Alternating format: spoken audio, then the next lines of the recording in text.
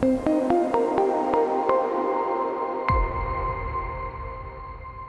political situation surrounding Brexit is still very much in flux, and there's been a lot of intense focus on what this means for the British pound. Will the British pound go higher as a result of a deal, or perhaps much lower if there's a no-deal Brexit? But there's been less focus on what this means for UK consumers. If the British pound goes up significantly or falls significantly, what does that mean for retail prices on high streets here in the United Kingdom?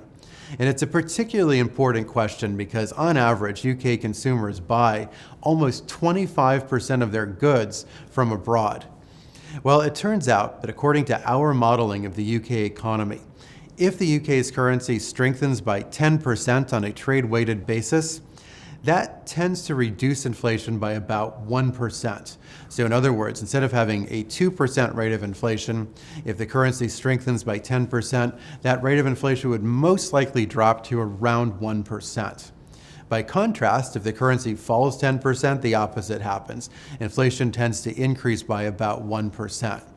What this suggests from an economic perspective is that about half of the cost, or slightly less than half of the cost, of a weaker currency get passed on to UK consumers, where the other half are absorbed by foreign suppliers who may accept lower margins selling into the UK, or are discounted by retailers here in the United Kingdom who in turn accept lower margins themselves. All of this creates a dilemma for the Bank of England as they set monetary policy. If we have a disruptive no-deal Brexit and the currency crashes, on the one hand, that's bad for economic growth. On the other hand, it could create more inflation. So do they raise interest rates to counteract the inflation or lower interest rates in order to contain the economic damage from a potential no-deal Brexit? Likewise, if the opposite happens, a Brexit deal could lift a cloud of uncertainty, could create a wave of investment, stronger economic growth, but it also likely lower the rate of inflation. Does that allow them to keep rates on hold?